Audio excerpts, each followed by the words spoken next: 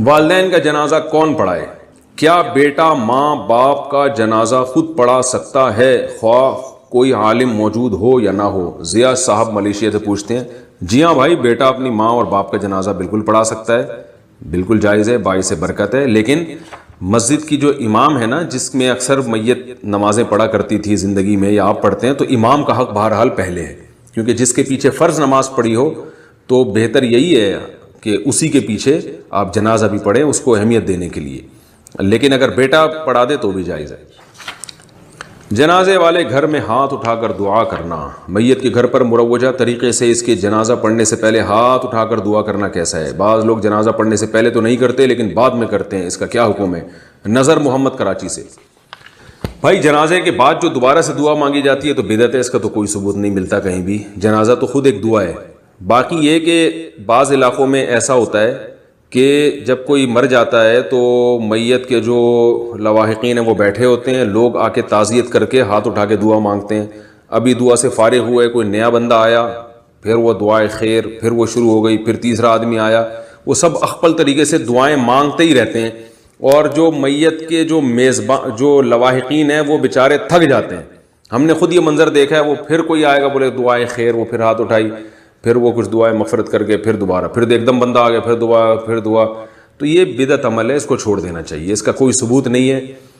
نبی صلی اللہ علیہ وسلم سے جو بات ثابت ہے، جب کسی کے میت ہو جائے تو آپ اس کے گھر جا کے تعزیت کے 3 الفاظ کہیں: اعظم اللہ اجرک واحسن عزاءک وغفر لمیتک، ہاتھ اٹھائے بغیر یہ 3 الفاظ کہیں کہ اللہ آپ کے اجر میں اضافہ کرے جو آپ کو مصیبت پہنچی ہے، اور احسن عزاءک، آپ کو اللہ تسلی دے دے، اس غم پہ اللہ آپ کو صبر کی توفیق دے دے، وغفر لمیتک، اور مرحوم کی مغفرت فرمائے۔ یہ 3 الفاظ آپ انگلش میں کہہ دیں، اردو میں کہہ دیں، پشتو میں کہہ دیں، بنگالی میں کہہ دیں، کسی بھی زبان میں آپ کہہ دیں، 3 قسم کے الفاظ۔ بھائی، جو مصیبت آپ کو پہنچی ہے، ہم دل سے دعا گو ہیں اللہ آپ کو اس پہ صبر عطا فرمائے، اور صبر کے ساتھ ساتھ اللہ اجر بھی دے، مصیبت پہ اجر ملتا ہے، اللہ آپ کو اجر دے، اور اللہ تعالیٰ میت کی مغفرت فرمائے۔ ہاتھ نیچے کر کے آپ نے 3 دعائیں دینی ہیں اور پتلی گلی سے وہاں سے فوراً نکل جائیں۔ اتنی ٹینشن نہ دیں میت کے لواحقین کو کہ وہ بھی ڈپریشن میں کل اس کا بھی انتقال کا چانس بڑھ جائے، کیونکہ اتنا زیادہ لوگ ٹینشن دیتے ہیں، تمبو لگ جاتا ہے، ٹینٹ لگ جاتا ہے، اور 3 دن تک میت کے لواحقین کو کسی کام کا چھوڑتے ہی نہیں ہیں، اور دھرنا مار کے وہاں تمبو لگا کے نہ بیٹھ جاتے ہیں۔ اس کو فقہاء نے مکروہ لکھا ہے، ناپسندیدہ لکھا ہے۔ رسول اللہ صلی اللہ علیہ وسلم کے دور میں ایسا نہیں ہوتا تھا۔ وہ پھر جناب وہ کرسیاں لگا کے بیٹھ جاتے ہیں وہاں دھرنا مار کے، وہ فارغ ترین لوگ ہوتے ہیں، بیٹھ گئے، پھر وہ چائے چل رہی ہے، پانی کا دور چل رہا ہے، قہوے چل رہے ہیں، گٹکے چل رہے ہیں، وہ آ رہے ہیں جا رہے ہیں، 3 دن تک میت کے لواحقین کسی کام کے نہیں رہتے۔ تو تسلی کا یہ طریقہ بالکل غلط ہے، بس آئیں 3 الفاظ کہیں اور نکل لیں۔ ہاں، جو بہت ہی قریبی رشتہ دار ہوں، جن کے میت کے لواحقین کے ملنے سے واقعی تسلی ہوتی ہو، جیسے بیٹا ہے، بہن ہے، اس طرح کے جو قریبی لوگ ہیں، وہ بے شک میت کے گھر میں قیام بھی کر لیں، رہ بھی لیں وہاں پہ، وہ ٹھیک ہے۔ کیا بیوی کے سابقہ بچے کو اپنی ولدیت دے سکتے ہیں؟ ضیاء صاحب ملیشیا سے پوچھتے ہیں۔ اگر کوئی شخص کسی طلاق یافتہ یا بیوہ سے نکاح کرے اور اس عورت کا پہلے شوہر سے بچہ بھی ہو، تو یہ مرد نکاح کے بعد اس بچے کو اپنی ولدیت کا نام دے سکتا ہے یا نہیں؟ بالکل نہیں، حرام ہے۔ قرآن میں صاف طور پہ منع کیا، ادعوہم لآبائہم، کہ جو بچے کا اوریجنل باپ ہے اسی کی طرف بچے کی نسبت کی جائے گی۔ ولدیت میں سوتیلا باپ اپنا نام بالکل نہیں ڈال سکتا، یہ گناہ کبیرہ ہے۔ قبر پر فاتحہ کے لیے جانا کیسا ہے؟ زوجہ رضوان گجرات سے پوچھتی ہیں، میرے والد صاحب فوت ہو گئے، کیا ان کی قبر پر فاتحہ کے لیے جا سکتی ہوں؟ اللہ تعالیٰ ان کی مغفرت فرمائے آپ کے والد صاحب کی، لیکن ان کی قبر پر آپ فاتحہ کے لیے نہیں جا سکتی 2 وجہ سے۔ ایک تو یہ کہ عورتوں کا قبرستان جانا ویسے ہی شریعت میں پسندیدہ نہیں، حدیث میں ممانعت ہے اس کی، اور دوسری بات یہ کہ ایصال ثواب کے لیے قبر پہ جانا یہ حدیث سے ثابت نہیں ہے۔ قبرستان جانا یا تو زیارت کی وجہ سے، یعنی آخرت کی یاد تازہ کرنے کے لیے، جیسے کہ حدیث میں آتا ہے فزوروها فإنها تذکر الآخرہ، قبرستان جایا کرو، اس سے آخرت کی یاد تازہ ہوتی ہے، یا اس لیے قبر پہ جایا جاتا ہے کہ صاحب قبر سے محبت ہوتی ہے، جیسے رسول اللہ صلی اللہ علیہ وسلم اپنی والدہ کی قبر کی زیارت کے لیے گئے، کیونکہ والدہ سے محبت تھی تو اس کا تقاضا یہ تھا ان کی قبر کی زیارت کی جائے، جیسے ہم نبی صلی اللہ علیہ وسلم کے روضہ اطہر پہ جاتے ہیں۔ تو محبت کی وجہ سے یا تو قبر پہ جایا جاتا ہے یا آخرت کو یاد کرنے کے لیے۔ فاتحہ پڑھنے کے لیے قبر پہ نہیں جایا جاتا، کیونکہ عبادت جو ہے نا وہ مسجد میں یا گھر میں۔ ہاں، قبر پہ آپ چلے گئے ویسے ہی زیارت کے لیے، تو وہاں فضول باتوں کی بجائے آپ نے میت کے لیے دعا کر لی، یا سورہ فاتحہ پڑھ لی، فاتحہ پڑھ کے دعا کر لی، یا سورہ اخلاص پڑھ کے دعا کر لی، یا کچھ بھی پڑھ کے دعا کر لی، تو وہ جائز ہے. یعنی جا کے فاتحہ پڑھنا ایک الگ چیز ہے، فاتحہ پڑھنے کے لیے اسپیشلی جانا یہ ایک الگ چیز ہے. تو دونوں میں فرق کرنا چاہیے. میت کے لیے کہیں بھی بیٹھ کے دعا کریں گے فائدہ ہوگا میت کو، اس کے لیے قبر پہ جانا ضروری نہیں ہے.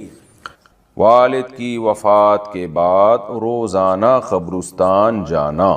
میرے والد کو کے انتقال کو 8 مہینے ہو گئے ہیں. میں روزانہ قبرستان جاتا ہوں، وہاں جا کر سورہ یاسین وغیرہ پڑھتا ہوں. تو کیا روزانہ وہاں جانا بدعت ہے؟ بہت سے لوگ اس سے روکتے بھی ہیں. یونس صاحب انڈیا سے. دیکھیں، سورہ یاسین پڑھنے کے لیے جانا تو بدعت ہے. سورہ یاسین تو کہیں سے بھی پڑھی جا سکتی ہے، یہاں بھی پڑھی جا سکتی ہے، وہاں بھی پڑھی جا سکتی ہے. آپ اگر صرف زیارت کے لیے جاتے ہیں تو 2 زیارتیں ہو سکتی ہیں. ایک تو قبرستان کی زیارت کے لیے جانا، وہ تو نبی صلی اللہ علیہ وسلم نے حکم دیا، فرمایا زورھا فإنھا تذکر الآخرہ، قبرستان کی زیارت کیا کرو، اس سے آخرت کی یاد تازہ ہوتی ہے. تو جتنی زیادہ زیارت کریں آپ، روزانہ جائیں، روزانہ آخرت قبر کو یاد کرنے کے لیے تو روز جانا بھی فضیلت ہے. اس میں کوئی ممانعت کی کوئی دلیل نہیں، کیونکہ جب نبی نے حکم دے دیا تو ہر آدمی اپنی استطاعت کے بقدر جا سکتا ہے. دوسرا مسئلہ ہے اسپیشل والد کی قبر کے لیے جانا. تو اس کا بھی حدیث سے ہمیں ثبوت ملتا ہے. نبی صلی اللہ علیہ وسلم نے اللہ سے اجازت مانگی کہ اپنی والدہ کی قبر کی آپ کو اجازت دی جائے ان کی زیارت کی، تو اللہ نے اجازت دے دی. تو والدہ سے محبت تھی، اسی وجہ سے رسول اللہ صلی اللہ علیہ وسلم اپنی والدہ کی قبر کی زیارت کے لیے گئے. تو انسان کو جس سے محبت ہوتی ہے، ظاہر ہے اس کی ہر چیز سے محبت ہوتی ہے. تو والد سے اگر آپ کو محبت ہے تو ان کی قبر کی زیارت کا دل چاہتا ہے انسان کا، میں جا کے اپنے والد کی قبر کی زیارت کروں. لیکن اسپیشل دعا مانگنا کے لیے جانا یا تلاوت کے لیے جانا، اس میں جانے کی ضرورت نہیں ہے. وہ دعا ہر جگہ سے قبول ہوتی ہے، ایصال ثواب ہر جگہ سے ہوتا ہے. تو اس نیت سے آپ نہ جائیں. ہاں، جانے کے بعد آپ وہاں دعا کریں یا کچھ تلاوت کر لیں تو وہ جائز ہے. ایک ہے گئے اور آپ کو خیال آیا کہ خاموش بیٹھنے سے بہتر ہے کہ میں اپنے والد کے لیے دعا کروں، تو یہ بہت اچھی بات ہے. لیکن یہ سمجھنا کہ وہیں جا کے تلاوت کروں گا تو زیادہ فائدہ ہوگا، وہیں جا کے دعا مانگوں گا، تو ٹھیک ہے، وہاں جا کے دعا مانگنے میں ذرا استحضار زیادہ ہوتا ہے، اس لحاظ سے تو بہرحال فائدے کی چیز ہے. لیکن ایسی چیزیں آہستہ آہستہ بدعت بن جاتی ہیں. تو اس لیے آپ روزانہ والد صاحب کی قبر کی زیارت کریں تو کوئی گناہ نہیں ہے. لیکن اس زیارت کی بیس والد صاحب سے محبت ہونی چاہیے. پھر وہاں جا کے فضول بیٹھنے کے بجائے آپ سورہ یاسین پڑھ لیں یا دعا مانگ لیں والد صاحب کے لیے، تو یہ بھی ایک ثواب کا عمل ہے، اس کے بھی ناجائز ہونے کی کوئی دلیل نہیں ہے. لیکن یہ کانسیپٹ کہ یہاں سے ثواب پہنچاؤں گا تو کم پہنچے گا، وہاں جا کے یاسین پڑھوں گا تو زیادہ ثواب ملے گا، یہ تصور 100% غلط ہے. میں یہ عرض کر رہا تھا کہ جو ضروری سوالات ہیں قبر میں، جن سوالات کا جواب دینا ہے، آج پبلک ان سوالات کی تیاری، وہ جو ہماری ذات سے متعلق سوال ہوں گے. ہم سے یہ سوال نہیں ہوگا کہ یزید کیسا آدمی تھا، فاسق تھا یا اچھا تھا. ہاں، ہم سے اہل بیت کی محبت کا سوال ہوگا کہ رسول اللہ صلی اللہ علیہ وسلم کے جو خاندان کے لوگ ہیں ان سے محبت تھی یا نہیں تھی. یہ تو ضروری چیز ہے، جس سے انسان کو محبت ہوتی ہے اس کے اہل و عیال سے بھی محبت. تو حضرت حسین سے ہم کیا کرتے ہیں؟ محبت کرتے ہیں، حضرت حسن سے بھی. باقی یزید ہماری زندگی سے اس کا کوئی تعلق نہیں ہے، اس کے بارے میں خاموش رہو، کیا ضرورت. اسی طرح اور بہت ساری چیزیں جو فالتو والتو لوگوں نے بنا کے پورے اس پہ فرقے کھڑے ہو چکے ہیں ان چیزوں پہ. تو پھر سوال ہوگا دوسرا، حقوق اللہ میں. حقوق اللہ میں سب سے پہلے کس چیز کا سوال ہوگا بھائی؟ نماز. یہ نہیں ہوگا کہ اس طرح پڑھی تھی کہ اس طرح پڑھی تھی. اگر نماز میں یہ سوال ہوتا نا قیامت کے دن کہ رفع الیدین کیوں نہیں کیا، تو عبداللہ بن مسعود کی نماز قبول نہیں ہوگی، کیونکہ وہ رفع الیدین نہیں کرتے تھے. اور مصنف ابن ابی شیبہ میں ہے کان اصحاب علی وابن مسعود لا يرفعون ایدیہم فی الصلاۃ. عبداللہ بن مسعود اور حضرت علی کے شاگرد رفع الیدین نہیں کرتے تھے. یہ تو سارے شاگردوں کی نماز ضائع. اور اگر قیامت کے دن یہ سوال ہو گیا کہ رفع الیدین کیوں کیا ہے بھائی، تو پھر عبداللہ بن عمر کی نماز ضائع ہو جائے گی، وہ تو کرتے تھے. انس بن مالک کی نماز بولو نا بھائی ضائع ہو جائے گی. عبداللہ بن عباس کی نماز. اس سے کیا پتہ چلتا ہے کہ اگر یہ ضروری سوال ہوتا تو صحابہ اس مسئلے میں اختلاف بولتے کیوں نہیں یار؟ لازمی اختلاف کرتے. اور بڑی پھڈے بازیاں ہوتی ہیں صحابہ میں کہ نہیں پہلے اس مسئلے کو حل کرو، رفع الیدین کرنا ہے کہ نہیں کرنا، اس کے بعد امت آگے چلے گی. جہاد بعد میں ہوگا، پہلے یہ حل کرو. انہوں نے کہا یہ بھی ٹھیک ہے، جیسا اختلاف چل رہا ہے چلنے دو، آگے چلو، چھوڑ دو اس کو یہیں پہ. نماز کے بارے میں سوال ہوگا کہ پڑھی کے جو اجماع سے نماز ثابت ہے جتنی حیت، اس پہ تو سب متفق ہے نا. اللہ کا بڑا فضل ہے کہ امت میں اتنے اختلافات کے باوجود بنیادی چیزوں میں سب الحمدللہ اہل حق لوگوں کی بات کر رہا ہوں, وہ بنیادی چیزوں میں الحمدللہ سب متفق ہیں اہل حق علماء. نمازیں کتنی ہیں؟ 5 ہیں. تو حقوق العباد میں سب سے پہلے کس کا سوال ہوگا؟ نماز کا, جماعت سے نماز. اور حقوق العباد میں سب سے پہلے بولو بھائی, نہیں پتہ ہی کوئی نہیں, والدین کے بارے میں. کیونکہ حقوق العباد کی ابتدا کہاں سے ہوتی ہے؟ والدین سے. ان کے ساتھ کیسا سلوک؟ پورے محلے کو خوش رکھا ہوا ہے, ابا اماں کیا ہیں؟ ناراض ہیں. اور یاد رکھو جہاں باپ اور ماں کی بات آتی ہے تو دادا دادی اور نانا نانی اس میں اس مفہوم میں خود بخود داخل ہوتے ہیں, خود بخود داخل ہوتے ہیں. پھر حقوق العباد کی مختلف نوعیتیں ہیں. نوعیتیں کیا مطلب؟ خوش اخلاقی بھی حقوق العباد میں آتی ہے, خرچ کرنا بھی حقوق العباد میں آتا ہے. آپ اگر خوش اخلاقی سے بات نہیں کر رہے, بد اخلاق ہیں, تو آپ صلی اللہ علیہ وسلم نے فرمایا بد خلق آدمی, حدیث کا مفہوم ہے, اللہ سے بھی دور ہوتا ہے اور لوگوں سے بھی دور ہوتا ہے. وہ کما قال صلی اللہ علیہ وسلم. اور آپ صلی اللہ علیہ وسلم نے فرمایا جس کے اخلاق سب سے اچھے ہوئے قیامت کے دن سب سے میرے قریب وہ ہوگا. بات جو بھی کرتا ہے ایسا کرتا ہے جیسے ہمارے معاشرے میں دیکھ لیں ڈنڈا کھینچ کے مار. کل مجھے کسی مولوی صاحب کا کلپ بھیجا, وہ پتہ نہیں علماء پہ بڑا طنز کر رہے تھے کہ یہ علماء ایسے, مولوی ایسے. میں نے کہا ان کو پہلے بات کرنے کی سلیقہ اور تمیز کہیں سے سکھاؤ, پھر مجھ سے تو سنا نہیں جاتا ہے, میں 1 منٹ سن کے بند کر دیتا ہوں, کان پھٹنے ہوتے جو ہے نا گدھوں کی طرح چیخ رہے. یہ اخلاق ہے. تو اور پھر طنز بھی ہو اس میں, کیچڑ بھی اچھال, عزتیں بھی اچھالی جا رہی ہوں.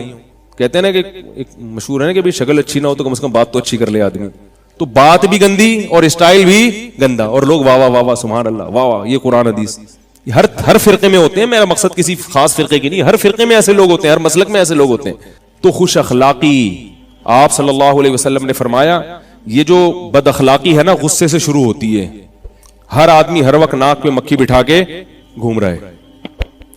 سب سے پہلے میرے کام ہو, سب سے پہلے پیٹرول میں جو ٹینکی میں جو ہے نا پیٹرول میری گاڑی میں سب سے پہلے ڈالا جائے. میں تو دیکھ رہا ہوتا ہوں پیٹرول پمپ پہ, کبھی بائک لے کے کھڑا ہوں تو ذرا سے جگہ ملے دوسرا آگے گھس جاتا ہے بھائی, فوراً آگے گھس جائے گا وہ. لیکن سارے ایسے نہیں ہوتے الحمدللہ, اچھے لوگ بھی ہیں, وہ کہتے ہیں نہیں جی پہلے آپ, تو ایسے بھی ہیں. لیکن تو انسان کے کردار کو پہچاننا 2 منٹ کا کام ہوتا ہے. آپ پیٹرول پمپ کی لائن میں, بل کی لائن میں کھڑے ہو کر 2 منٹ میں پتہ چل جاتا ہے کہ کون کتنے پانی میں. بہت زیادہ مشکل کام نہیں ہے یہ. تو خوش اخلاقی ہے. اور پھر مال خرچ کرنا یہ بہت بڑا فریضہ ہے. ہم اپنے مال کے پورے مالک نہیں. اللہ نے فرمایا تمہارے مال میں حصہ ہے رشتہ داروں کا. ایک آدمی کی پوری تنخواہ اسی پہ اگر خرچ ہو رہی ہے, اللہ اس سے خوش نہیں ہو سکتا. قل ما انفقتم من خیر فللوالدین والاقربین. خرچ کرنا ہے جن میں سب سے پہلے والدین اور پھر سب سے پہلے قرابت دار. والدین اور قرابت دار اگر محتاج ہوں تو ان پہ خرچ کرنا فرض ہے. لیکن بیوی بچوں کو اللہ نے الگ پروٹوکول دیا کہ وہ محتاج نہ بھی ہوں تو ان پہ باپ کو خرچ کرنا پڑے گا, کیونکہ یہ کیا ہے, ان کا باپ ہے. والدین کا باپ نہیں ہے, اولاد ہے. اور بچوں کا کیا ہے, باپ. اور عورت کا کیا ہے, شوہر. اس لیے عورتوں کو کہتا ہوں اپنے میاؤں کی قدر کرو. اللہ نے اتنا اس کی ذمہ داری لگا دی ہے. اللہ نے تمہارے میاؤں کو ایسا بنایا, اللہ نے کہا کہ تمہاری بیوی کروڑ پتی بھی ہے تو تجھے کھلائے گا کون, تیرا شوہر. اس کو میں نے گھر کا بڑا بنا دیا, ساری زندگی تیری خبر گیری تیرا شوہر کرے گا. والدین تو رخصت کر دیتے ہیں, اب ذمہ داری ختم. پوری زندگی کی ٹینشن کون اٹھاتا ہے بھائی, شوہر اٹھاتا ہے.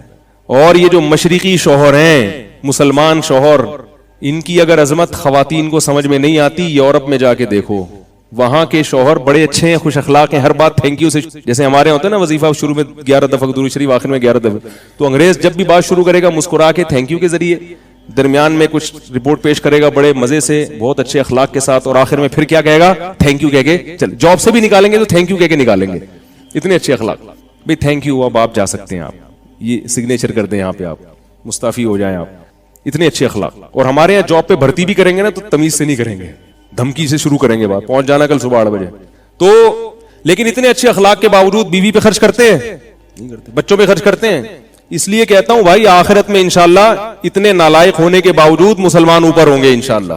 اس لیے کہ کوالٹیز جو ہے نا آج بھی مسلم میں الحمدللہ من حیث, میں یہ نہیں کہہ رہا ہر چیز میں مسلمان ان سے اچھے ہیں, میں یہ نہیں کہہ رہا, ہر چیز میں ان سے اچھے نہیں ہیں, بعض چیزیں ان کی اچھی ہیں, لیکن من حیث القوم جو مسلمان کی خوبیاں ہیں وہ ان سے بہت بھاری ہیں. جب قیامت کے دن ترازو تولا جائے گا اس میں مسلمانوں کی جو چند خصوصیات ایسی ہیں ان کا وزن انشاءاللہ بہت بھاری ہوگا. ان خوبیوں میں ایک یہ بھی ہے کہ مسلمان مرد پوری زندگی بیوی بچوں کی ٹینشن اٹھاتا ہے. کبھی نہیں ایسا ہوگا کہ جتنا مرضی بیوی کے علاج پہ خرچ کرنا پڑے کرتا ہے. یہ جو شریف لوگ ہیں, آپ لوگ کی بات کر رہا ہوں میں, سارے نالائق تو ہر جگہ بھی ہوتے ہیں, وہ ساری زندگی اٹھائے گا ٹینشن. جب باپ نے ایک دفعہ بیٹی کو رخصت کر دیا, کس کی ذمہ داری شروع؟ شوہر کی. اس کو فالج بھی ہو جائے عورت کو, اس کو لقوہ بھی ہو جائے. ہمارے معاشرے میں الحمدللہ اب تک میجورٹی ایسی ہے کہ اس کو چھوڑتی نہیں ہے کہ رکھو اس کو, اب یہ میری ذمہ داری ہے, اس کو بھی کھلاؤں گا, اس کے بچوں کو بھی کھلاؤں گا. اس لیے میں کہتا ہوں خواتین سے اگر میاؤں سے کبھی اونچ نیچ ہو جایا کرے تو ان کی میاؤں میاؤں پہ صبر کیا کریں. کہہ رہی یہ میاؤں میاؤں کیوں کر رہا ہے, دھاڑ کیوں رہا ہے؟ جب اتنا کر رہا ہے تو تھوڑی سی برداشت بھی تو کرو نا, اس کی برداشت کر لو بیچارے. تو حقوق العباد میں سوال کس کا ہوگا؟ ابدأ بمن تعول, فرمائے جو تمہارے اہل و عیال ہیں, بیوی بچے ہیں, ان پر سب سے پہلے ان کی ذمہ داری, تم ذمہ داری پوری کر رہے ہو یا نہیں کر رہے, اس کا کہاں سوال ہوگا؟ قبر میں سوال ہوگا. میت کو تو دفنا کے لوگ چلے جاتے ہیں, بڑے اچھے تھے, بیچارے کا حال کیا ہو رہا تھا یہ اللہ ہی بہتر جانتا ہے. اسے ساری چیزیں نکل رہی ہوتی ہیں کہ بھئی تو اتنی تنخواہ بچا کے کہاں رکھتا تھا, یہ بتا خرچ کیوں نہیں کیا تو نے, ہے بھئی؟ نبی صلی اللہ علیہ وسلم نے فرمایا جیسا خود کھاتے ہو ایسا گھر والوں کو کھلاؤ, جیسا خود پہنتے ہو ایسا ہی گھر والوں کو پہناؤ. تو یہ سوال ہوگا. پھر گناہوں کے بارے میں سوال ہوگا. یعلم خائنۃ الاعین وما تخفی الصدور, فرمایا آنکھوں کی خیانت کو وہ جانتا ہے. یہ جو آنکھ مٹکے ہو رہے ہیں, انٹرنیٹ پر بیہودہ فلمیں دیکھی جا رہی ہیں یا بدنظری کی جا رہی ہے آفس میں ادھر ادھر, اللہ نے فرمایا فمن ابتغى وراء ذلك, تمہارے لیے صرف تمہاری بیوی کو بنایا ہے, اس کے علاوہ کہیں اور دیکھنے کی اجازت نہیں ہے. جتنی مرتبہ دیکھو گے اتنی مرتبہ آنکھوں کا حساب دینا پڑے گا. اور اللہ نے آنکھ کے بارے میں فرمایا کہ آنکھ کی خیانت کو جانتا ہے, اس لیے کہ آنکھ جتنی جلدی خیانت کرتی ہے جسم کا کوئی اور عضو ایسے خیانت نہیں کرتا, کیونکہ وہ پکڑا جاتا ہے فوراً. آنکھ سے جو نظر ہے نا, آپ کسی کو گردن گھما کے دیکھیں گے پتہ چل جائے گا, لیکن آنکھ سے دیکھیں گے پتہ نہیں چلتا. آنکھیں تو گھومتی رہتی ہیں انسان کی, بدنظری آنکھوں سے ہوتی ہے, اس لیے اللہ نے فرمایا کہ آنکھوں کی خیانت وہ جانتا ہے. تو بھائی یہ وہ سوالات ہیں کہ کھایا کمایا, نبی صلی اللہ علیہ وسلم فرمایا جب تک انسان کے قدم, انسان چار باتوں کا جواب نہ دے قیامت کے دن اس کے پاؤں اپنی جگہ سے نہیں ہلیں گے. ان میں ایک سوال یہ بھی ہے مال کہاں سے کمایا اور کہاں خرچ کیا. ہیپی نیو ایئر میں تو نہیں اڑا دیا مال سارا, ہے بھائی؟ پٹاخوں میں, شب برات کے پٹاخوں میں تو نہیں اڑا دیا, نائٹ کلبوں میں تو نہیں اڑا دیا, میوزیکل شو میں تو نہیں اڑا دیا. یہ سوال ہوگا. یہ بھی سوال ہوگا کہاں سے کمایا, حلال کمایا, یہ سوال. اور پھر حلال کما کے اس حلال کو بھی غلط جگہ خرچ کرنے کی اجازت نہیں ہے. تو بھائی یہ ساری چیزیں ہیں, ہم غلام ہیں اپنے آپ کو, ہمیں چاہیے کہ ہم غلام سمجھیں. نہیں سمجھیں گے تو موت کا فرشتہ آئے گا, قبر میں اتار کے چلا جائے گا, پھر پتہ چلے گا کہ کیا پایا اور کیا کھویا. تو وہ شاعر نے کہا نا, ہو رہی ہے عمر مثل برف کم, چپکے چپکے رفتہ رفتہ دم بدم. تو میں بھی موت کے قریب جا رہا ہوں, آپ بھی موت کے قریب جا رہے ہیں. ایک زمانہ آئے گا نہ ہم ہوں گے نہ آپ ہوں گے, کوئی اور مولوی صاحب یہاں بیٹھے ہوئے ہوں گے اور کوئی اور مجمع یہاں بیٹھا ہوگا. آج جو میں باتیں کر رہا ہوں وہ والے مولوی صاحب کر رہے ہوں گے, اور آپ جو باتیں آج سن رہے ہیں وہ اگلی نسل وہی باتیں سن رہی ہوگی. اور جیسے ہم بدعمل ہیں اور آپ بھی بیچارے ہم جیسے ہی معلوم ہو رہے ہیں, ٹھیک ہے, پچھلوں کے تجربوں سے فائدہ نہیں اٹھا رہے, تو اگلے بھی لگتا ہے ایسے ہی ہوں گے. باتیں ہی چل رہی ہیں, عمل سے ہم سب کیا ہیں, خالی ہیں. تو عقل مند وہ ہے جو جلد سے جلد توبہ کر کے موت سے پہلے اپنی زندگی کو سدھار لے. یہ ایک ایسی حقیقت ہے موت جس کا کوئی انکار نہیں کر سکتا, اس میں اختلاف نہیں ہے, نہ دیوبندی بریلویوں کا کوئی اختلاف ہے اس میں, حیرت کی بات ہے, نہ اہل حدیث اور غیر مقلد اور مقلد کا کوئی اختلاف نہیں ہے. ایگزامینیشن ہال ہے جس میں لا کے ہم سب کو اللہ نے بٹھا دیا, پرچہ تھما دیا اور بتایا کہ کچھ سوالات ضروری ہیں, کچھ آپشنل ہیں, اور پرچہ ہر ایک کو مختلف دیا گیا ہے, ہر ایک کی استعداد کے لحاظ سے, صلاحیت کے لحاظ سے. علماء کے پاس جو پرچہ ہے وہ الگ ہے, عوام کے پاس جو پیپر ہے امتحان کا وہ الگ. اب جب ایگزامینیشن ہال میں آپ کو پرچہ تھما دیا جائے تو آپ اپنے حساب سے پرچہ لوگے یا دوسرے کے حساب, دوسرے والا پرچہ اپنے پاس لا کے رکھو گے؟ ظاہر ہے ٹائم کم ہے, مقابلہ سخت ہے, تو اپنے سوالات کو فوکس کرو گے, دائیں بائیں جھانکنے کی کوشش نہیں کرو گے. اب مسئلہ یہ ہو گیا ہے کہ ایگزامینیشن ہال میں جو جس کی فیلڈ نہیں ہے وہ اس میں ٹانگ اڑا رہا ہے اور اپنے ضروری سوالات سے غافل ہو رہا ہے. آپ دیکھیں گے ہمارے اس دور میں مسائل کے معاملے میں ہر آدمی فنٹر بنا ہوا ہے. کسی سے بحث کروا لو, رفع الیدین کی, رفع الیدین نہ کرنے کی, آمین زور سے آہستہ, ہر آدمی فنٹر بنا ہوا ہے. لیکن اس سے جو قیامت کے دن جو ضروری سوالات ہوں گے ان سوالات کی طرف اس کی توجہ نہیں. اس سے سوال یہ ہوگا کہ رات کی تنہائیوں میں کیا کیا کرتے تھے, لوگوں کے سامنے تو اللہ سے ڈرتے تھے, کیا تنہائی میں بھی اللہ سے ڈرتے تھے یا نہیں ڈرتے تھے, اپنے والدین کی خدمت کر کے جنت حاصل کرنے کی کوشش کی یا نہیں کی. رسول اللہ صلی اللہ علیہ وسلم نے ارشاد فرمایا کہ جس نے بوڑھے والدین کو پایا اور ان کی خدمت کر کے جنت اپنے اوپر لازم نہ کی, اس پر اللہ کی لعنت ہے. تو ان لوگوں کو دیکھ لیں جو مجتہد بنے ہوئے ہیں, جو فیلڈ علماء کی ہے اس میں بھی کیا کرتے ہیں, ٹانگ اڑاتے ہیں. لیکن نہ اللہ کے حقوق کی طرف توجہ, نہ مخلوق کے حقوق کی طرف توجہ. ایک صاحب حیات ممات کے مسئلے میں بہت بڑے فنٹر تھے, حیاتی مماتی, یہ حیات النبی ممات النبی, بہت فنٹر, بڑے ماہر. میں نے ان کو ایک دفعہ نصیحت کی, میں نے کہا چھوڑ دو ان چکروں میں نہیں پڑو, انسان بن کے سیدھے مسلمان بن کے زندگی گزارو, اس میں نہیں اپنی صلاحیتوں کو برباد کرو. تو کہنے لگے کہ یہ بہت ضروری عقیدہ ہے, یہ عقائد ضروریہ میں سے ہے, اس کے بغیر ہم مسلمان نہیں ہو سکتے. تو اللہ تعالیٰ بعض دفعہ ایسی دلیل ذہن میں ڈالتے ہیں, میں قرآن و حدیث سے دلیل دیتا نا, سمجھ میں نہیں آتی ان کے. ہر آدمی میں قرآن حدیث میں مسائل کا جو چیپٹر ہے نا وہ سمجھنے کی صلاحیت ہر آدمی میں نہیں ہوتی. یہ بات پبلک کی سمجھ میں نہیں آ رہی ہے. پبلک سمجھتی ہے کہ ہم بھی قرآن و حدیث میں جو مسائل کا چیپٹر ہے وہ سمجھ سکتے ہیں. قرآن و حدیث میں یہ واقعہ میں بھول نہ جاؤں, یہ جو گچی پکڑ کے رکھے ذرا اس کی, تاکہ جہاں سے بات چلی ہے نا وہیں سے, کیونکہ میں جیسے ہی ہماری گاڑی کراچی اسٹیشن سے نکلتی ہے نا درمیان میں بہت سارے ٹریک آنا شروع ہو جاتے ہیں, اور جیسے پاکستان کی ٹرین ہر ٹریک پہ ہر اسٹیشن پہ رکتی ہے نا, تو ہماری بھی ایسے ہی کچھ یہاں عادت ہو گئی ہے. عوام جو ہے نا اپنے آپ کو قرآن و حدیث کے معاملے میں, مسائل کے معاملے میں جاہل ماننے کے لیے تیار نہیں ہے. بس ایک آیت یاد کی ہوئی ہے, وَلَقَدْ يَسَّرْنَا الْقُرْآنَ لِلذِّكْرِ فَهَلْ مِن مُدَّكِرٍ, ہم نے قرآن کو نصیحت کے لیے آسان کر دیا, کوئی ہے سمجھنے والا. کہتے ہیں جب قرآن جب آسان ہے تو مولویوں سے پوچھنے کی ضرورت نہیں ہے. بیچاروں کو اس آیت کا مطلب نہیں آتا, باقی قرآن کیا آئے گا. یعنی جو آیت یہ بتا رہی ہے کہ ہم نے قرآن کو آسان کیا, اس کی تفسیر جس کو نہیں آتی وہ باقی قرآن کیا سمجھے گا. اللہ نے قید لگا دی ہے, یہ نہیں کہا وَلَقَدْ يَسَّرْنَا الْقُرْآنَ كُلَّهُ, ہم نے پورے قرآن کو آسان کر دیا. نا نا نا نا نا, قرآن نے خود بتایا ہے وَلَقَدْ يَسَّرْنَا الْقُرْآنَ لِلذِّكْرِ, نصیحت کے لیے آسان کیا ہے, لِلْمَسَائِلِ الْفِقْهِيَّةِ, فقہی مسائل کے لیے. ایسا نہیں ہے کہیں قرآن میں, نصیحت کی جو چیزیں ہیں, عبرت کی جو باتیں ہیں وہ قرآن میں بہت آسان ہیں, ان کے لیے کسی مفتی یا عالم کے پاس جانے کی ضرورت نہیں. نصیحت کی باتیں جیسے حضرت موسیٰ علیہ السلام کا واقعہ کہ اللہ نے نافرمانوں کو سزا دی, فرما برداروں کو برتری دی.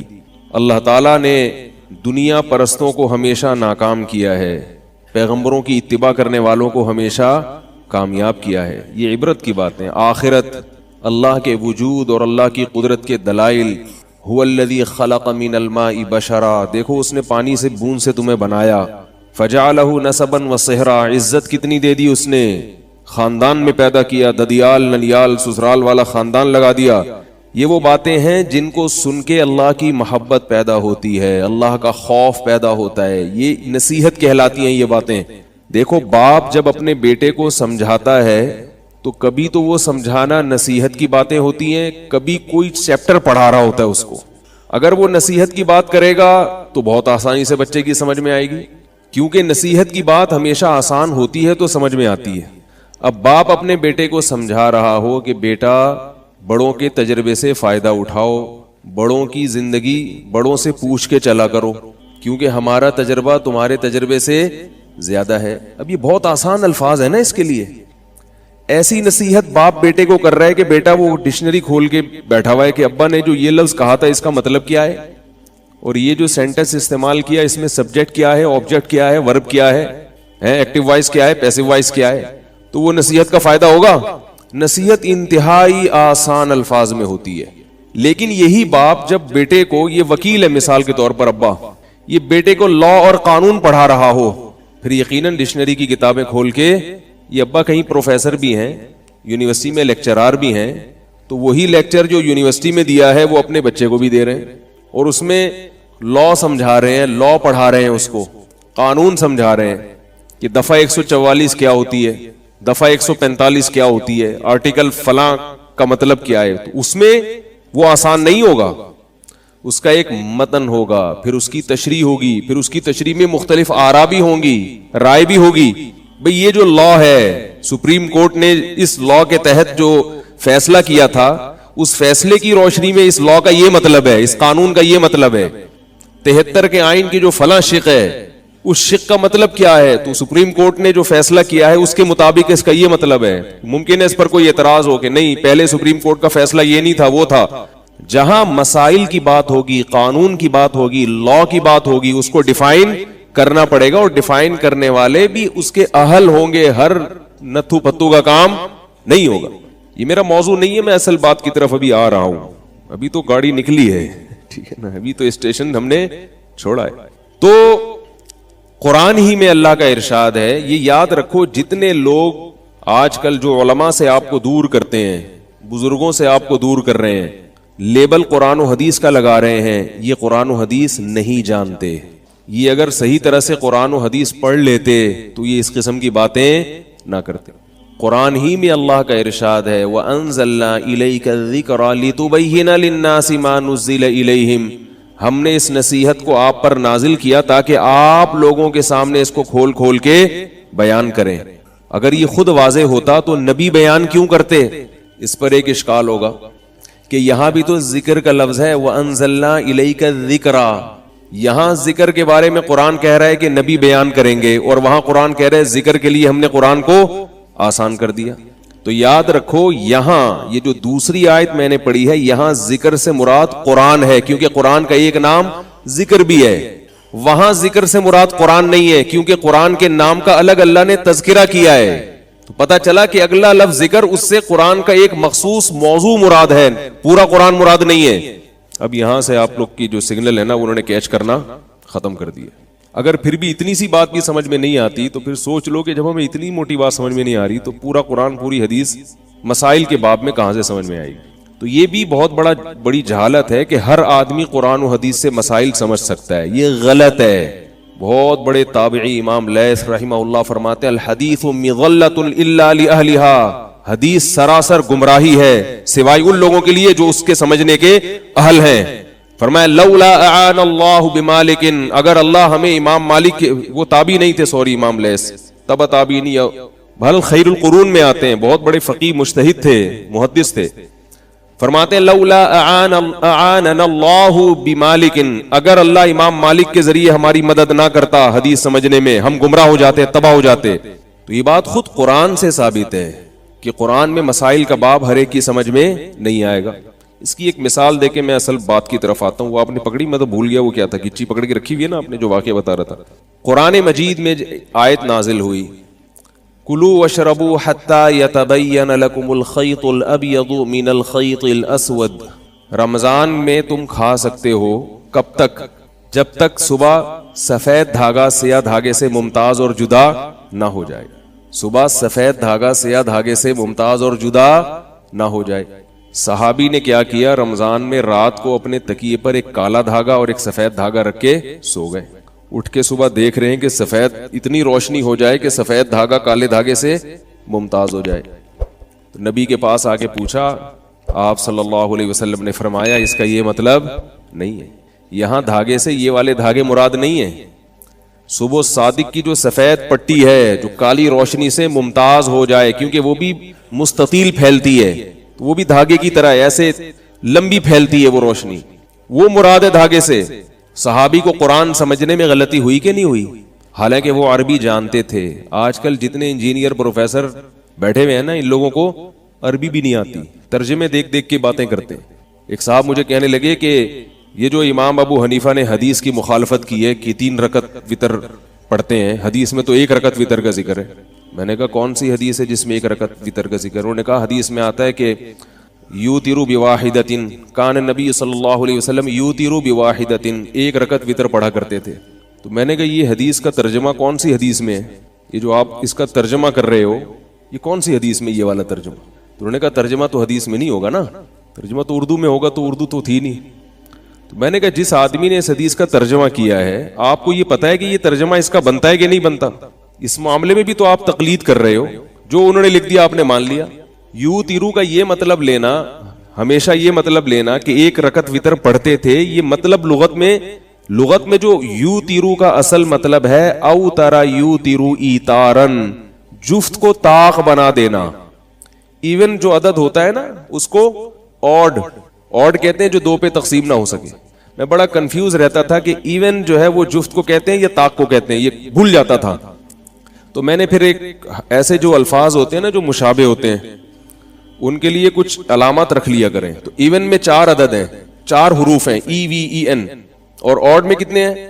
3. اس کا مطلب یہ آڈ جو ہے نا وہ اعداد ہوں گے جو 2 پہ تقسیم نہیں ہوتے, اور ایون وہ ہوں گے جو 2 پہ تقسیم ہو جاتے ہیں.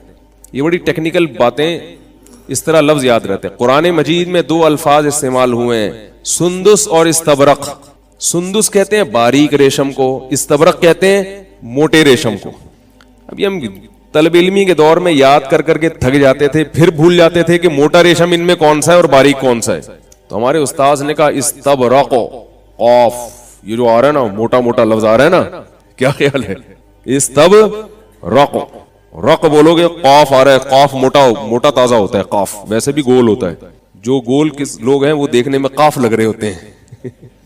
تو سندس میں ایسا نہیں ہے, سندس باریکی آ رہی. تو اس کے بعد ہمیشہ سے یاد ہو گیا کہ بھئی استبرق موٹا ریشم اور سندس باریک ریشم.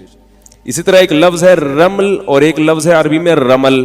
جب ہم عمرے پہ جاتے ہیں یا حج پہ جاتے ہیں تو پہلے 3 چکر میں سینہ اکڑا کے, مرد کے لیے سینہ اکڑا کے چلنا سنت ہے.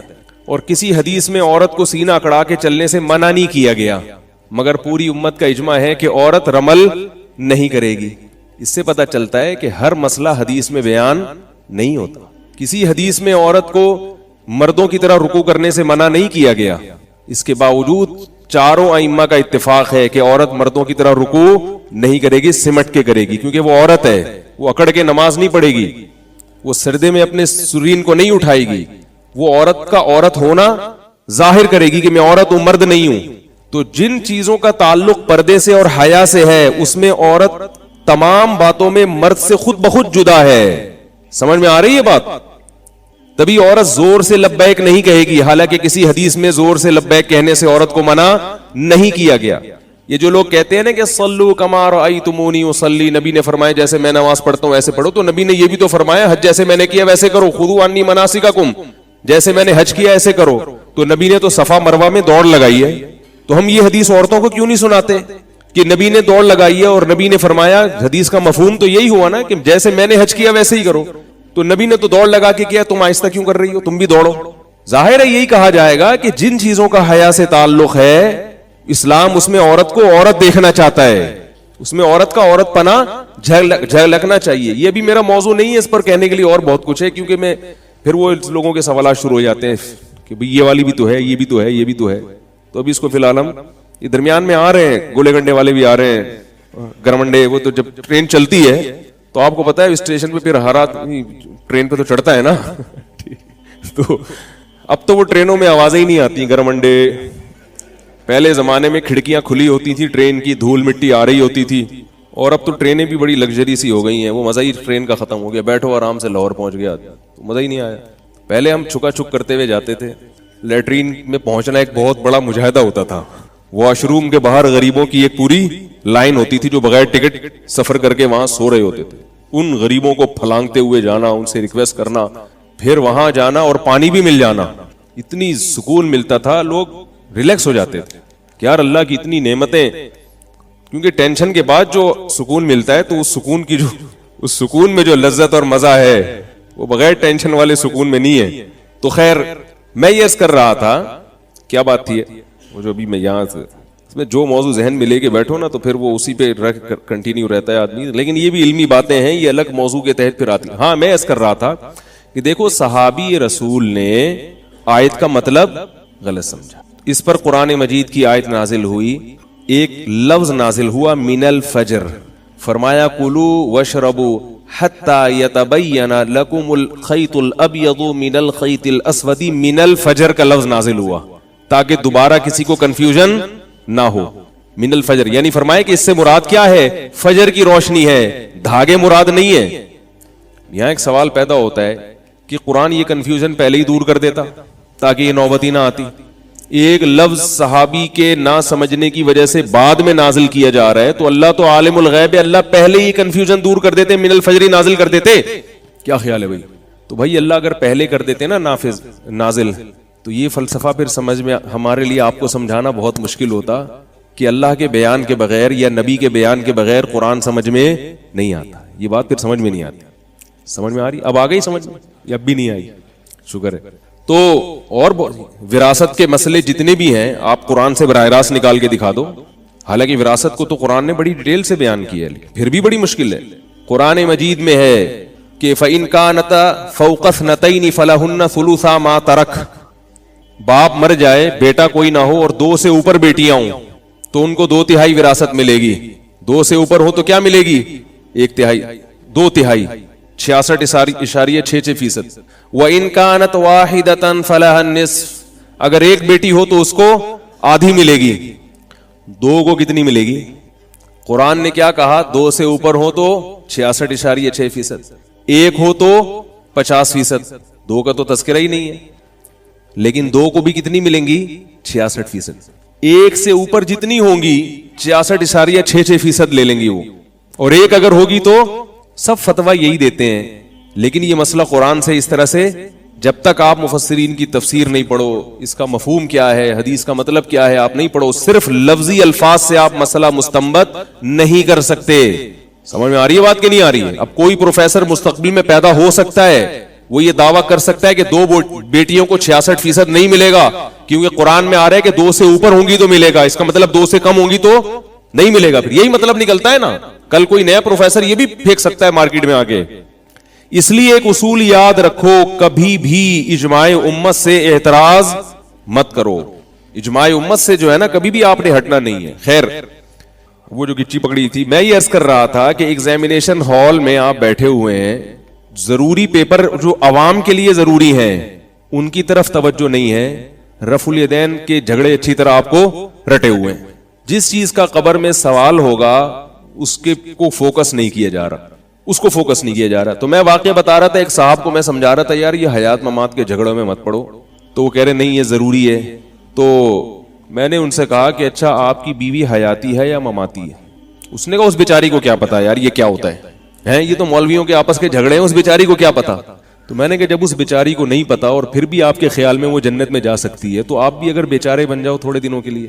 بیچارے لوگ جنت میں پہلے جائیں گے, جو فنٹر ہے نا وہ پھنسے ہوئے ہوں گے. حقیقت بتا رہا ہوں, جو سیدھے سادے بیچارے ہوں گے جو کہیں گے ہمیں کچھ نہیں آتا.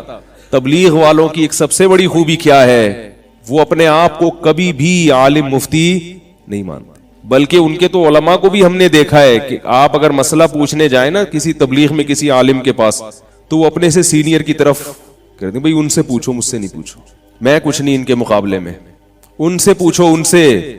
یہ ہم نے دیکھا ہے اور میں نے اپنے بزرگوں میں بھی دیکھا ہے. یہ ہمارے ہاں جامعۃ الرشید میں یا پہلے دارالفتاء والارشاد میں جب کوئی عامی شخص مسئلہ پوچھنے کے لیے آتا تھا تو اگر کوئی بڑے بیٹھے ہوئے ہیں تو جو چھوٹے عالم سے اگر پوچھ رہا ہے نا تو وہ غصے ہوتے تھے کہ جب یہ بیٹھے ہوئے ہیں تو مجھ سے کیوں پوچھ رہے ہو. ادب تمیز معاشرے میں ختم. اور اب کیا, اب جو چل رہا ہے نا معاشرے میں وہ کیا چل رہا ہے, ان سے کیوں پوچھ رہے ہو, میں ہوں قرآن حدیث کے مطابق بتاؤں گا. میں بتاؤں گا کس کے مطابق؟ قرآن حدیث. باقی سارے پکوڑے بیچ رہے ہیں, میں بتاؤں گا. بلکہ سب سے پہلے تو ہم نو وارث شخص کو بتاتے کہ جو قرآن حدیث کے مطابق بتائے اس کو بتاؤ, اس سے پوچھو. لیبل بہت اچھا ہے, مگر اس سے آپ بدگمان کر رہے ہیں کہ میں ہی صرف قرآن حدیث کے مطابق بتاؤں گا, باقی کیا کر رہے ہیں, پکوڑے بیچ رہے ہیں. وہ بے وقوف ہیں. تو فرقواریت اس سے پھیلتی ہے کہ آپ اپنے آپ کو دنیا کا سب سے بڑا فنٹر سمجھنا شروع کر دیں. اور پھر ایسے جاہلوں کا علماء جواب نہیں دیتے تو یہ اور چوڑے ہو جاتے ہیں. علماء اس لیے جواب نہیں دیتے کہ علماء ہمیشہ اپنے لیول کے آدمی سے بحث کرتے ہیں. دیکھو ایک بڑی دلچسپ بات آپ کو میں بتاؤں جس سے آپ کی سمجھ میں یہ بات آئے گی اچھی طرح. قرآن مجید میں اللہ تعالی کا ارشاد ہے وَلَوْ تَقَوَّلَ عَلَيْنَا بَعْضَ الْأَقَاوِيلِ لَأَخَذْنَا مِنْهُ بِالْيَمِينِ ثُمَّ لَقَطَعْنَا مِنْهُ الْوَتِينَ. فرمایا کہ اگر محمد صلی اللہ علیہ وسلم جھوٹے نبی ہوتے, بلکہ جھوٹا نبی ہونا تو دور کی بات, کوئی ایک بات بھی ہماری طرف غلط منسوب کر دیتے, کوئی ایک مسئلہ بھی جو ہمارا قول نہیں ہوتا, ہماری رائے, ہمارا حکم نہ ہوتا, لیکن اپنی طرف سے گڑ لیتے, پورا نبوت کا جھوٹا دعویٰ تو دور کی بات, ایک قول بھی اگر گھڑ لیتے لَأَخَذْنَا مِنْهُ بِالْيَمِينِ, ہم ان کو دائیں ہاتھ سے پکڑتے, ثُمَّ لَقَطَعْنَا مِنْهُ الْوَتِينَ, اور ان کی شہرک کاٹ ڈالتے, پنپنے نہیں دیتے ہم ان کو. تو مرزائی جو ہے نا, جو غلام احمد قادیانی کے مریدین ہیں, جو اس کے جھوٹی نبوت پہ ایمان لانے والے, وہ اس آیت کو پیش کرتے ہیں مرزا غلام احمد کی نبوت کے حق میں. توجہ ہے آپ حضرات کی؟ وہ کہتے ہیں کہ دیکھو اگر کوئی بھی شخص اللہ کی طرف جھوٹ باندھے تو قرآن میں اللہ کہہ رہا ہے اس کا دائیں ہاتھ پکڑ کے میں اس کی شہرک کاٹ دوں گا. یہ کنایا ہے کہ میں اس کو پنپنے نہیں دوں گا, اس کو میں ذلیل کر دوں گا, اس کو میں قتل کر دوں گا, اس کو میں, یعنی کچھ بھی سزا ایسی عبرتناک مل جائے گی اس کو کہ لوگوں کے سامنے اس کا جھوٹا ہونا واضح ہو جائے گا. کہتے ہیں مرزا کو تو نہیں ملی, مرزا نے تو اگر ہم یعنی جھوٹا نبی تھا تو ایک جھوٹ نہیں, پھر تو اس کی ہر بات اللہ پہ جھوٹ ہوگی نا. تو اتنے کروڑوں جھوٹ اس نے بولے, پھر بھی جناب دیکھو اس کے خلفاء لندن میں کیسی حکومتیں چل رہی ہیں ان کی, اور 100 سال ہو گئے قادیانی دنیا میں پھیلتے چلے جا رہے ہیں. سوال سمجھ میں آئے گا تو جواب انشاءاللہ سمجھ میں آئے گا. اس کا جواب کیا ہے؟ اس کا جواب یہ ہے کہ یہ ہر شخص کے بارے میں نہیں ہے, یہ جو قرآن نے دھمکی دی ہے اس شخصیت کے بارے میں دھمکی دی ہے کہ جس کا کردار اتنا اچھا رہا ہو کہ لوگ اس کی بات پر یقین کرتے ہوں. وہ اگر کہے کہ احد پہاڑ کے, وہ اگر کہے کہ اس پہاڑ کے پیچھے سے لشکر آ رہا ہے حملہ کرنے کے لیے, تو لوگ آمنا و صدقنا کہیں, جس کا کردار ایسا ہو. ایسا شخص جب اللہ پہ جھوٹ باندھے گا تو اس جھوٹ کے سچا, یہ شخص جھوٹ نہیں بول سکتا. تو ایسے شخص کو جو اللہ کی طرف غلط نسبت کرے جس سے لوگوں کو کنفیوز ہونے کا خطرہ ہو, اللہ ایسے شخص کو پنپنے نہیں دیں گے, کیونکہ پھر اللہ پر الزام ہے. کوئی بھی بھنگی چمار اٹھ کے اگر اللہ پہ جھوٹا بہتان باندھ دے تو اللہ اس کو دنیا میں سزا نہیں دیتے, کیونکہ تو بھنگی چمار تم اس پر ایمان کیوں لے کر آ رہے ہو, اس کی حیثیت تو دیکھو پہلے. مثال کے بغیر بات سمجھ میں آئے گی نہیں آپ لوگوں, یا تو پولیس کے ذریعے آتی ہے یا مثال کے ذریعے آتی ہے. مثال دیتا ہوں اس کی میں ایک. دیکھو ایک سفیر ہے یہاں پہ, 3 پیس سوٹ اور ٹائی میں, لگژری گاڑی ہے اس کے پاس, پیچھے پولیس کی موبائل ہے سیکیورٹی کے لیے, اور وہ جو بھی سفیروں کا حلیہ ہوتا ہے, جو بھی سفیروں کا کردار ہوتا ہے, ظاہری علامات ہوتی ہیں, وہ ساری اس میں آپ کو نظر آ رہی ہیں. اور انگلش بھی فرفر بول رہا ہے, شکل سے بھی برطانیہ کا UK کا لگ رہا ہے, کہیں سے بھی اس میں چھانگا مانگا کی, چیچا وطنی, شکر پڑیاں کی وہ اسمیل کہہ لیں یا خوشبو کہہ لیں نہیں آ رہی. آئی بات سنیں, بندہ ہمیں یہاں لگ جاتا ہے نا فوراً, یہ بندہ یہاں کا, اور آپ دنیا میں کہیں بھی جائیں پاکستانی شکل سے پکڑا جاتا ہے کہ یہ اپنا ہی ہے, اور عجیب سی محبت ہوتی ہے. صحیح بتا رہا ہوں, آپ کہیں بھی جاؤ نا تو فوراً پتہ چل جاتا ہے, چاہے وہ جبہ پہن لے, رومال پہن لے عربوں والا, لیکن پتہ چل جاتا ہے کہ یہ پاکستانی. اور بڑی اچھی خوشی سی محسوس ہوتی ہے کہ یار اپنائیت محسوس ہوتی ہے. آدمی کہتا ہے یہ صحیح ہے, ٹھیک ہے. تو اب UK بورن معلوم ہو رہا ہے وہ آدمی, UK کی پیدائش والا, انگلش بھی فرفر, اور وہ چمڑی بھی اس کی گوروں جیسی, بال بھی بالکل سنہری بال ہیں, پورا گیٹ اپ کیسا ہے, ایسا جیسے سفیروں کا اور UK کے برطانیہ کے سفیروں کا ہوتا ہے. وہ آ کے ایک پریس کانفرنس کر رہا ہے اور برطانیہ کی طرف سے بیان ریکارڈ کروا رہا ہے کہ بھائی حکومت برطانیہ پاکستان کو یہ پیغام دینا چاہتی ہے. اگر وہ جھوٹا ہوگا برطانیہ اس کو چھوڑے گا, فوراً اخبار میں اناؤنس کرے گا, ریڈیو پہ اعلان کرے گا, ٹیلی ویژن میں کہ ہمارا اس بندے سے کوئی تعلق نہیں ہے, پبلک دھوکہ کھانے کی کوشش نہ کرے, ہم اس کے ذمہ دار نہیں ہیں. پھر بھی باز نہ آیا تو عبرتناک سزا ملے گی اس کو, کیونکہ لوگ کنفیوز ہو رہے ہیں. اور ایک وہ آدمی ہے جھاڑو ہاتھ میں, دھوتی بنیان میں گھوم رہا ہے, محلے کے گٹر صاف کر رہا ہے, صحیح ہے نا, اس گٹر سے گھستا ہے, دوسرے گٹر سے نکلتا ہے صفائی کر کے, خود کبھی نہیں نہایا. یہ کہتا ہے, بیان جاری کرتا ہے اسی حلیے میں کہ میں برطانیہ کا سفیر ہوں, مجھے UK نے بھیجا ہے اور میں پاکستان کے سفیر سے ملاقات کرنا چاہتا ہوں یہ پیغام دے کے. جتنا بڑا بھی جلسہ کر لے, برطانیہ اس کی مذمت میں یا اس کی تردید میں اعلان کرے گا, بولے گا یہ کون ہے. برطانیہ کہے گا کہ میں نے اگر اس کی نفی بھی کی نا تو میری وجہ سے یہ مشہور ہو جائے گا. ابھی تو بالکل بھی عزت نہیں ہے, لیکن تھوڑی عزت اور.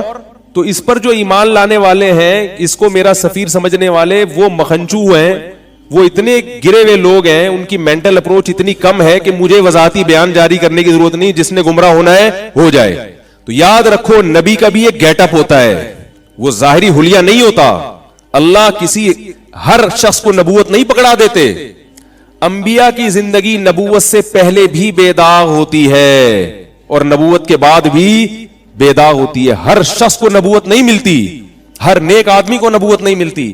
40 سال کی عمر میں محمد صلی اللہ علیہ وسلم کو نبوت ملی, موسیٰ علیہ السلام کو 40 سال کی عمر میں نبوت ملی.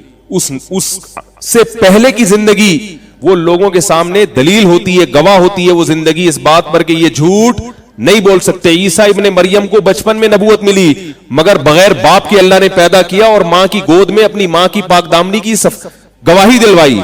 دودھ پیتا بچہ لوگوں کو نماز اور زکات کا حکم دے رہا ہے.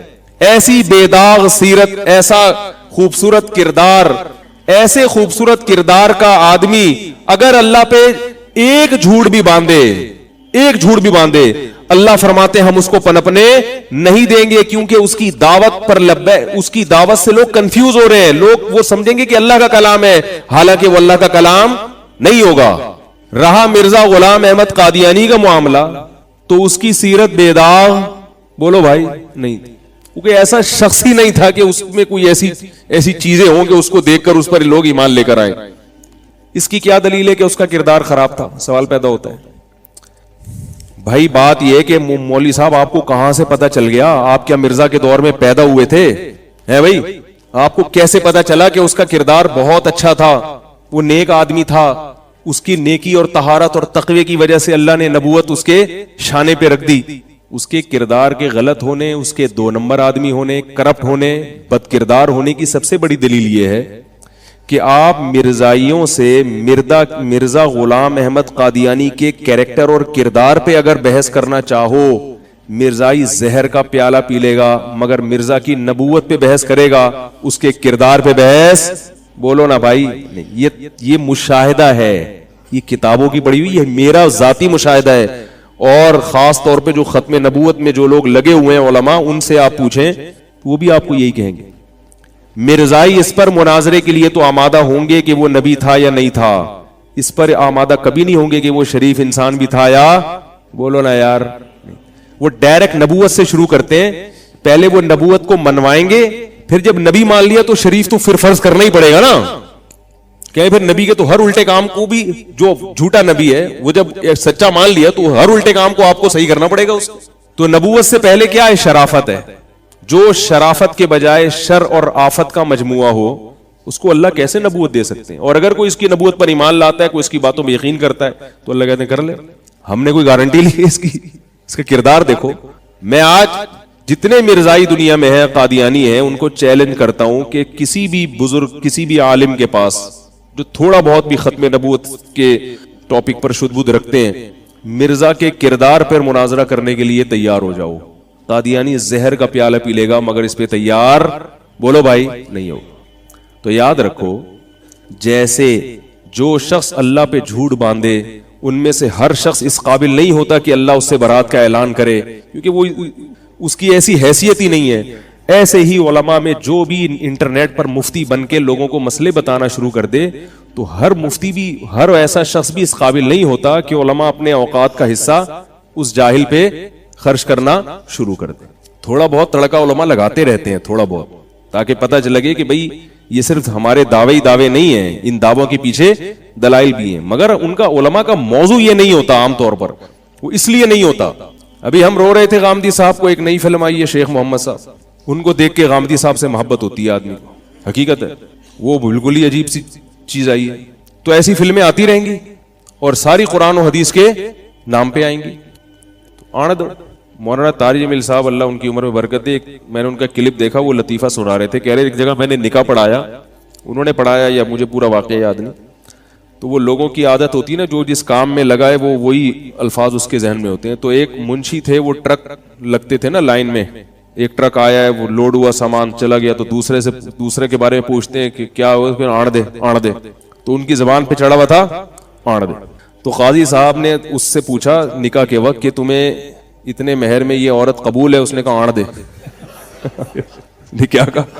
آڑ دے, آنے دو. تو بہرحال پھر بھی تھوڑا سا علماء اس پر بات کرتے رہتے ہیں, ٹچ دیتے رہتے ہیں اپنے بیانات میں, تاکہ لوگ یہ نہ سمجھیں کہ یہ دلائل کی دنیا میں بالکل کورے ہیں. تو میں یہ عرض کر رہا تھا میرے بھائی کہ جن سوالات کی تیاری ضروری ہے, عوام کی توجہ ان سوالات کی تیاری کی طرف نہیں ہے. اور ان علماء سے عوام محبت بھی نہیں کرتی. عوام کو بھی مزہ آتا ہے چسکے لینے میں, جب تک ایک دوسرے پہ مولوی حضرات کیچڑ نہ اچھالیں, طنز نہ کریں, مناظرے بازی, چیلن بازی, وہ اس کو پچھاڑ دیا, اس نے اس کو پچھاڑ دیا, اس کے بغیر مزہ نہیں آتا. تو ہم سب کو, مجھے بھی اور آپ کو بھی اپنی قبر کی فکر کرنی چاہیے. سب سے پہلے سوال ہوگا توحید کے بارے میں, اور توحید کا وہ مفہوم جو قرآن نے بیان کیا. ایک اپنی گھڑی ہوئی توحیدیں بھی آج کل مارکیٹ میں چل رہی ہیں. بزرگوں کو اپنی زندگی سے نکال دینا, اس کو لوگ سمجھتے ہیں توحید, میں صرف اللہ کو مانتا ہوں, کسی بزرگ کو نہیں مانتا. میں نے کہا اپنی بیوی کو کیوں مانتا ہے تو, ہے بھائی, اپنے باپ کو کیوں مانتا ہے؟ بعض لوگ بزرگوں سے محبت کا اظہار ان کے ہاتھ چومنے کو بھی شرک سمجھتے ہیں. اللہ کے بندو, کسی سے عقیدت محبت میں ہاتھ چوم لینا شرک کا اس سے کیا تعلق ہے؟ میں مانتا ہوں کہ زیادہ نہیں یہ چوما چاٹی جو اس طرح کی بزرگوں کی ہوتی ہے, اس سے نقصان ہوتا ہے. اول تو کوئی بزرگ ہوتا بھی نہیں ہے, لوگ خام خام عقیدت میں ہاتھ پاؤں چومنا شروع کر دیتے ہیں. اس کے اعتدال ہر چیز میں اچھا ہے, لیکن اگر کوئی فرط محبت میں اپنے کسی بزرگ کے کبھی ہاتھ چوم لے, اس میں کوئی خرابی نہیں ہے, اس کا شرک سے کوئی تعلق نہیں ہے. عربوں میں رواج ہے نا, جب بھی ملتے ہیں ایک دوسرے کا ماتھا چومتے ہیں, کہ شرک ہو گیا یہ. جیسے ماتھا چومنے سے مشرک نہیں بن جاتا, ایسے ہاتھ چومنے سے بھی مشرک نہیں بن جاتا, اس کو بھی شرک ہے یہ. بعض لوگ تعویذ کو شرک کہہ دیتے ہیں. ایک صاحب مجھے کہنے لگے تعویذ شرک ہے. میں نے کہا تعویذ میں یا اللہ مدد لکھ کے گلے میں لٹکا دیا, یہ شرک کہاں سے ہو گیا اللہ کے بندو؟ تو کہنے لگے یہ شرک کا ذریعہ ہے. میں نے کہا جو چیز جس چیز کا ذریعہ ہوتی ہے وہ چیز نہیں ہوتی. حیدرآباد جانے کا ذریعہ سڑک ہے نا, کراچی سے جب حیدرآباد جائیں تو کس ذریعے سے جائیں گے؟ سڑک سے. تو کیا سڑک حیدرآباد ہے؟ تو جب کسی چیز کو شرک کا ذریعہ کہہ دیا تو یہ آپ نے کہہ دیا کہ وہ شرک بہرحال نہیں ہے. ہاں ذریعے پر بات ہو سکتی ہے, ذریعے پر بات ہو سکتی ہے. تبھی میں بھی تعویذ گنڈوں کا قائل نہیں ہوں, جائز سمجھتا ہوں, مگر میں سمجھتا ہوں اس زمانے میں اس سے اجتناب ضروری ہے, کیونکہ لوگوں کے عقائد خراب ہیں. عامل لوگ تعویذ گنڈوں کے نام پہ الو بناتے ہیں اور یہ چیزیں انسان کو وہمی بناتے ہیں, بالآخر شرک تک لے کے جاتی ہیں یہ چیزیں. اس لیے الحمدللہ میں اپنے بچوں کے گلے میں کبھی تعویذ نہیں لٹکاتا. لیکن اگر کسی عالم نے جائز تعویذ لٹکایا ہوا ہے, اس پہ قرآن کی آیت ہے, تو میں اس کو مشرک نہیں کہتا. البتہ اللہ کا بڑا فضل ہے, ہمارے باپ دادا میں یہ رواج ہی نہیں تھا تعویذ, ہمارے ابا نے کبھی نہیں رکھا تعویذ. بعض لوگ مزاج کے توحیدی ہوتے ہیں اور بعض مزاج کے بدعتی ہوتے ہیں. سمجھ میں آ رہی ہے بات؟ بعض لوگوں ان چیزوں سے طبی طور پر گھن آتی ہے. ہماری دادی اللہ تعالیٰ ان کی مغفرت فرمائے, حضرت مولانا عبد الرحیم رائے پوری رحمۃ اللہ علیہ سے بیعت تھی. وہ کبھی یہ تیجے اور 40ویں کا کھانا نہیں کھاتی تھی, حالانکہ ان کو نہیں پتا تھا کہ یہ بدعت ہے. وہ تو بیچاری گاؤں دیہات میں پلی, بیعت ہوئی, وہ تو صرف ان سے اصلاحی تعلق تھا, مسائل وسائل ان کو زیادہ معلوم نہیں تھے. لیکن کہیں بھی کسی میت کے گھر سے کھانا آتا تھا, کبھی نہیں کھاتی تھی. کہہ رہی تھی مجھے مردوں کے کھانوں سے ویسے ہی گھن آتی. بات آ رہی, ان کو آپ کوئی دلائل سے نہیں قائل کر سکتے کہ یہ جائز ہے یا ناجائز ہے. وہ کہیں جائز ہوگا تمہارے لیے ہوگا, یہ مردوں کے کھانے ہمارے حلق سے نہیں اترتے. تھوڑی سی غیرت بھی کوئی چیز ہوتی ہے نا, کیا خیال ہے؟ تو یہ جو تعویذ گنڈے والے لوگ ہیں نا, جائز ہونے ایک الگ چیز ہے, مگر یہ تعویذ گنڈے والوں میں آپ کو توکل کبھی نظر نہیں آئے گا. یہ ہمیشہ ان پر اللہ کا کچھ ایسا عذاب آتا ہے کہ یہ ہمیشہ اسی فلیتے پلیتوں میں لگے رہتے ہیں. انگوٹھے میں الگ دھاگا بندھا ہوگا, کالا سا پٹا گلے میں پڑا ہوگا, اور یہاں ایک کچھ باندھا ہوا ہوگا, اور پھر گھول کے بھی کچھ پی رہے ہوں گے صبح شام, ساری زندگی اسی میں. اللہ کا بڑا فضل ہے, ہمارے سارے کام اللہ دعاؤں سے پورے کر دیتے ہیں. ہمارے بچے کبھی بیمار ہوں, ہم دعا مانگتے ہیں اللہ سے, الحمدللہ اللہ شفا دے دیتا ہے. ڈاکٹر سے علاج کراتے ہیں, ایک محلے کے ڈاکٹر ہیں, وہ سارے بچوں کے پورے رول نمبر کے حساب سے انہوں نے یاد کیے, کون سا پیس ہے یہ 3 نمبر والا پیس ہے. اللہ نظر سے بچائے بس اتنا. اور سورہ فلق سورہ ناس پڑھ لیتے ہیں, دم کر لیتے ہیں. مجھے بہت لوگوں نے کہا کہ آپ یوں کریں, آپ ایسا کریں, آپ عاملوں کے خلاف بہت بولتے ہیں, یہ کچھ کر دیں گے. میں نے کہا ان کا باپ بھی کچھ نہیں کر سکتا. کیا خیال ہے؟ ان سے تو ڈرو ہی نہیں. جن چڑیل بھوت سے, جو عامل جو جن چڑیل بھوت سے دھمکی دیتے ہیں نا, اس سے تو ڈرو. شیر سے ڈر لو, گدے سے بھی کبھی کبھار ڈر لگتا ہے, لات نہ مار دے. کتے سے ڈر لگتا ہے, میں اپنی بات کر رہا ہوں, کبھی کبھار مجھے کتے سے بھی ڈر لگتا ہے کہ یار کہیں حملہ ہی نہ کر دے. حتیٰ کہ کبھی کبھار بکرے سے بھی ڈر لگتا ہے کہ ٹکر نہ مار دے. اور بیوی سے تو سب مسلمانوں کو ڈر لگتا ہے. ہر چیز جو دنیا کے ڈراتی ہے ہم بھی ڈرتے ہیں الحمدللہ. انسان ہے, ہم کوئی لوہے اور فولاد کے بنے ہوئے نہیں. اندھیرے سے بھی بعض دفعہ ڈر لگتا ہے. قبرستان میں آپ رات کو اندھیرے میں جا کے بیٹھو تو کتنا ہی بڑا فنٹر ہو, تھوڑا سا ڈر لگے گا. اللہ کا بڑا فضل ہے, میں کبھی عامل سے, چاہے دیوبندی ہو, چاہے کسی بزرگ کا خلیفہ ہو, چاہے اس کے ماتھے پہ تہجد کے نشانات ہوں, چاہے اس کو 100 بزرگوں سے خلافتیں ملی ہوئی ہوں, اپن نہیں مانتا بھائی. ہم نہیں مانتے. اس پہ میں بہت دلائل لے چکا ہوں, لیکن اگر کسی کو دلیل سمجھ میں نہیں آئے تو کانفیڈنس بھی ایک دلیل ہوتی ہے کہ ایک آدمی ممبر پہ بیٹھ کے اتنی کانفیڈنس سے بات کر رہا ہے, اس کا مطلب کچھ بات میں دم ہے. کانفیڈنس بھی دلیل ہوتی ہے بعض دفعہ. حضرت ابو بکر نے حضرت عمر رضی اللہ تعالیٰ عنہ کا کسی رائے میں اختلاف ہوا تھا. حضرت عمر رضی اللہ تعالیٰ عنہ نے کہا کہ قرآن کو جمع کیا جائے. حضرت ابو بکر نے کہا جو کام نبی نے نہیں کیا میں وہ کیوں کروں, جو کام نبی نے نہیں کیا میں وہ کیوں کروں. حضرت عمر نے فرمایا آپ کو کرنا پڑے گا. اتنے بغیر دلیل کے حضرت عمر کانفیڈنس سے بات کرتے رہے کرنا پڑے گا ورنہ قرآن ضائع ہو جائے گا. ابو بکر فرما رہے ہیں کہ بھائی اگر ضائع ہونے کا خطرہ تھا تو نبی نے کیوں نہیں کیا یہ کام. حضرت عمر دلیل نہیں دے رہے, حضرت فرمایا نہیں کرنا پڑے گا ورنہ ضائع ہو جائے گا. اتنا زور سے اصرار کیا. ابو بکر فرماتے ہیں اللہ نے مجھے شرح صدر کر دیا کہ بھائی یہ عمر صحیح کہہ رہا ہے. بعض دفعہ دلیل نہیں ہوتی, بندے کا کانفیڈنس کام کر جاتا ہے. میرے پاس تو دلیل بھی ہے, کہیں یہ نہ سمجھے. کانفیڈنس کی بڑی ویلیو ہے. آپ کو پتا ہے کہ ایک چوہے نے جو ہے نا ہاتھی کو پرپوز کیا, ہتھنی کو.